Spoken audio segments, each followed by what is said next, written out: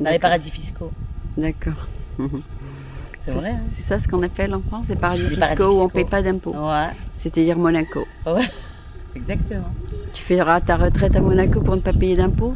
Ouais. J'en paye pas pour l'instant. J'ai 4 enfants. Je fais partie vraiment de la classe moyenne qui est vers le bas. D'accord. Bon, merci beaucoup, Pauline. Je pense que ce système va empêcher les recherches de nouveaux médicaments et empêcher plus de compétition pour que les docteurs excellent. Non, je crois que quand même, Sarkozy va augmenter le budget du ministère de la Santé. Et justement, grâce à cette franchise, je crois qu'il va faire quelque chose. Ils vont refaire le budget. Ouais, ils vont réduire le budget de la défense. Bon, en France, comment qu'ils décident si... Et pour les enfants, c'est bien par contre. Hein, que de 0 à 1 an, les mamans, elles ne payent rien pour les visites des enfants. Bon, c'est tout ce qui est enfant, c'est payé. Tout ce qui est enfant, c'est pris en charge, toute la maternité, les échographies. D'accord. Donc, même les étrangers qui viennent en France, ils sont bien traités. Hein. Parle-nous du système de docteurs spécialistes, chirurgiens. Alors, comment on décide qui sera l'un ou l'autre? Il faut faire 7 ans d'études. C'est les concours. Ouais, voilà. Il y a un concours d'entrée en faculté, après il y a 8 ans d'études. Bon, ils sont externes en 4e, 5e année, ils font des stages à l'hôpital. Mais toi, quand tu veux choisir un docteur, est-ce que tu as la liberté de choisir ton docteur? Maintenant, la sécurité sociale veut connaître ton médecin généraliste, tu dois donner le nom. Et il faut que ce soit lui qui fasse la lettre pour que tu ailles chez un spécialiste. Chose qui n'existait pas avant. Avant, si tu voulais aller chez un spécialiste, tu allais. Maintenant, il faut que tu passes par le généraliste qui dit oui, elle a mal à l'oreille, veuillez vérifier si c'est, j'arrive pas à trouver, veuillez vérifier si c'est pas une autre pathologie, si c'est pas une autre maladie. D'accord, et avant, tu pouvais aller... Avant, tu avais beaucoup plus de liberté. Tu pouvais aller directement chez le spécialiste? Ouais. Et les spécialistes... Et maintenant, il faut que tu passes chez ton généraliste, tu dis ah, elle a mal à l'estomac, et le gastro-entérologue, est-ce que vous pouvez lui faire une fibroscopie? Dès que c'est un problème plus pointu, le généraliste fait la lettre au spécialiste. Et toi, tu vas avec cette lettre chez le spécialiste. Comme ça, les gens ne prennent pas l'initiative d'y aller tout seul? Voilà. Non, de toute façon, tu n'auras pas de rendez-vous. Sinon, ça ne sera pas remboursé. L'acte ne sera pas remboursé. Parce qu'il n'y a pas autant de spécialistes? Voilà, il y en a de moins en moins. Surtout les pédiatres pour les enfants, je crois qu'il y en a très peu.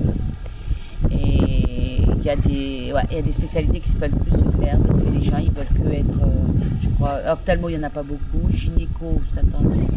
Ils veulent tous être, je ne sais pas ce qu'ils font. Je sais pas. D'accord. Et non, mais maintenant, ils vont augmenter dans les concours. Par exemple, dans la ville où tu habites, est-ce qu'il y a un docteur qui prend plus d'argent qu'un autre? Ah non, c'est un barème fixé par l'État. Il y a 22 € pour les adultes, 26 Donc, € c'est pour à les toi enfants. de trouver le meilleur? Voilà. Donc, si un, il a mais une... tu peux changer, je crois. Mais si un, il est le meilleur et tout le monde va à lui, après, comment il va faire? Il peut se faire payer plus? Non. Même s'il est le meilleur? Non, il y a des barèmes de la sécurité sociale, ouais. Donc, quel intérêt à être meilleur? Il veut pas être meilleur. Mais s'il a une réputation d'être le meilleur? Eh ben, il aura plus de clientèle, mais il va sélectionner, il va te dire j'ai pas de rendez-vous. La secrétaire va te dire non, on est complet, allez chez l'autre. Ah d'accord, mais c'est pas une question de se faire payer plus. Ouais. S'il est mou, ça va, Natacha, tu peux lui donner. Ouais. Ouais, mais alors il n'a pas le droit de dire je veux 100 € de plus parce que je suis meilleur? Non, pas du tout.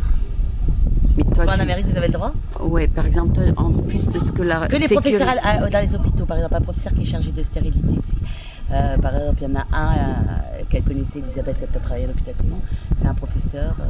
Lui, pour avoir déjà une consultation avec lui, il faut attendre 2 mois.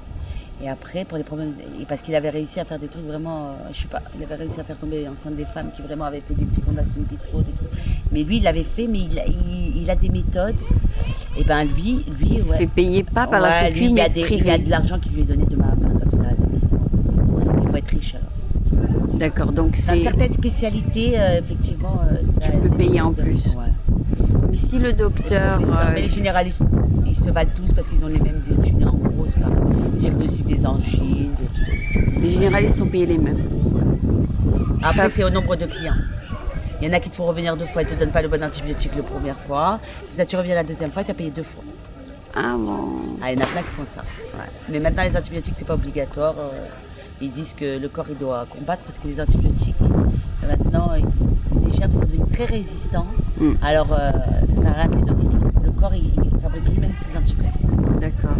Alors maintenant, pour les enfants, c'est très rare qu'on donne un antibiotique. Pour Simon, on m'en donnait tout le temps. Pour Ruben et Morgane, elle dort, je crois. s'est endormie. Attends, je vais la...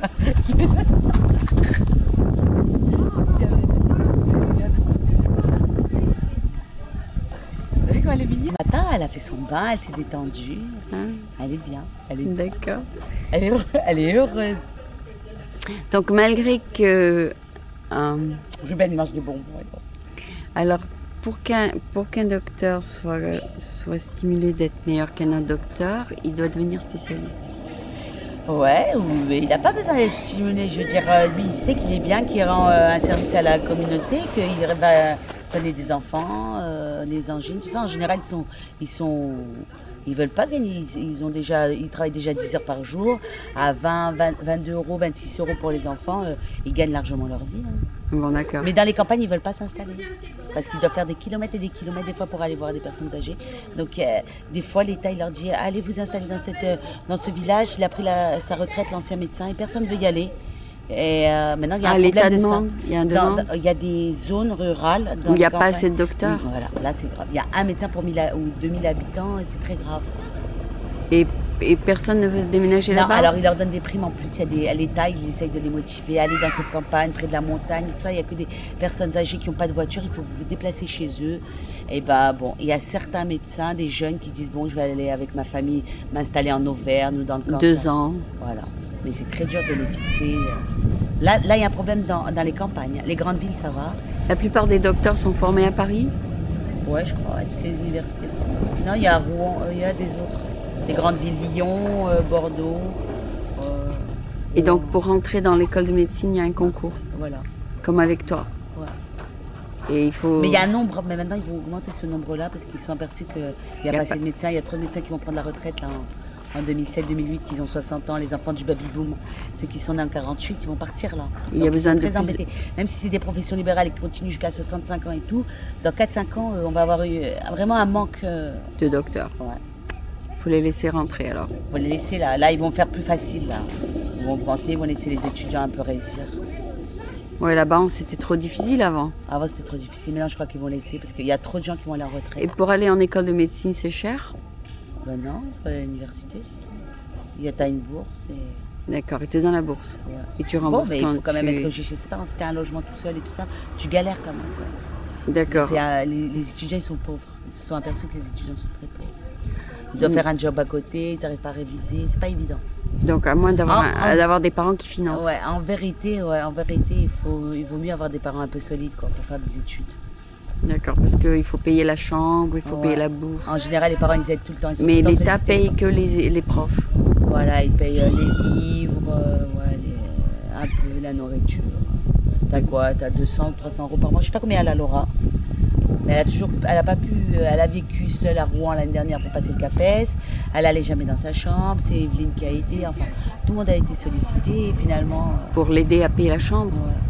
Mais elle restait pas. Elle restait pas. Elle allait chez sa mère. Ah, c'est bon. D'accord. Donc c'est aussi une question d'avoir les moyens. Et en plus de ça, pour être prof aussi, pour avoir le CAPES, ils en prennent que 10 sur 3000, je crois. Ah. Donc c'est pas bien la pauvre. Elle a raté 2 fois, elle est dégoûtée, mais maintenant elle peut être prof comme ça, quoi. Elle est moins bien payée, alors qu'elle a fait je sais pas combien, 7 ans d'études. D'accord. Ouais, ils font le système éducatif. Elle a 27 ans, elle a toujours étudié. Au total, ils n'en prennent pas assez. D'accord. Je trouve ça très injuste. Pour changer le système. Parce qu'il y a des gens qui travaillent à 20 ans qui ont déjà cotisé à la retraite, et là elle n'a rien cotisé, elle a 27 ans, et comme elle doit travailler 42 ans, à quel âge elle va s'arrêter de travailler? Ah, c'est ça le système. 42 ans pour cotiser, pour avoir la sécu. Et ceux qui cotisent pas, comment ils vivent? Il y a un minimum vieillesse. Il y a, je crois, 300 euros par personne, 400 euros par personne. Enfin, mes parents, ils avaient minimum vieillesse parce que ma mère n'avait pas travaillé. Donc elle avait 3000 francs par mois, c'était 450 euros et son mari 450 euros. Mais si t'es seul, je crois qu'ils montent jusqu'à 600. Ah d'accord. Et t'as les aides pour le logement et des réductions pour aller au cinéma, des réductions, des cartes de transport gratuites, 15 euros par an. Ouais si quand même, bon, l'État fait quand même, il fait le maximum, mais quand même, bon. Les gens ils ont peur de perdre leurs acquis sociaux. Même les fonctionnaires, parce que tous ceux qui vont être partis à la retraite, ils ne veulent pas les remplacer. Donc on va avoir double travail. Et en plus de ça, ils ne vont pas embaucher.